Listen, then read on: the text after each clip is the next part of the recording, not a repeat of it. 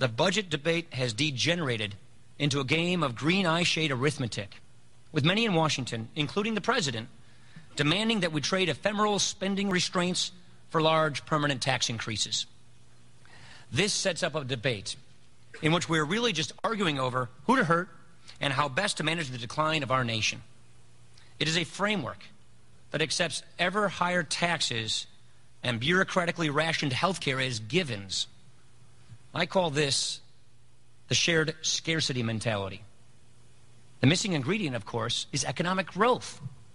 Shared scarcity represents a deeply pessimistic vision for the future of this country, one in which we all pay more and we all get less. I believe it would leave us with a nation that is less prosperous and less free. To begin with, chasing ever higher spending with ever higher tax rates will decrease the number of makers in society and increase the number of takers. Able-bodied Americans will be discouraged from working and lulled into lives of complacency and dependency. That's not who we are. Worse, when it becomes obvious that taxing the rich doesn't generate nearly enough revenue to cover all of Washington's empty promises, austerity will be the only course left. A debt-fueled economic crisis will more than force massive tax increases on everyone and indiscriminate cuts on current beneficiaries without giving them time to prepare or adjust. And given the expansive growth of government, many of these critical decisions will fall to bureaucrats we never elected. Shared scarcity impedes economic growth. It results in harsh austerity, and it ends with lost freedom.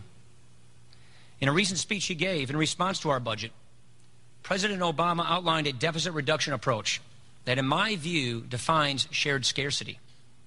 The president's plan begins with trillions of dollars in higher taxes, and it relies on a plan to control costs in Medicare that would give a board of 15 unelected bureaucrats in Washington the power to deeply ration our care. This would disrupt the lives of those who are currently in retirement and lead to waiting lists for today's seniors. Now, in criticizing the president's policies, I need to emphasize and make something very clear.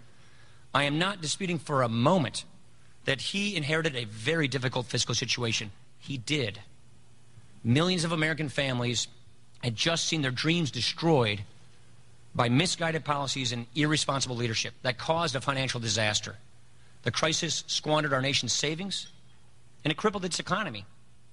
The emergency actions taken by the government in the fall of 2008 did help arrest the ensuing panic. But subsequent interventions, such as the president's stimulus law and the Fed's unprecedented monetary easing, have done much more harm than good in my judgment. In the aftermath of the crisis, we needed government to repair the free market foundations of the American economy, as it did under the Reagan administration in the early 1980s, by restraining spending, keeping taxes low, enforcing reasonable, predictable regulations, and protecting the value of the dollar.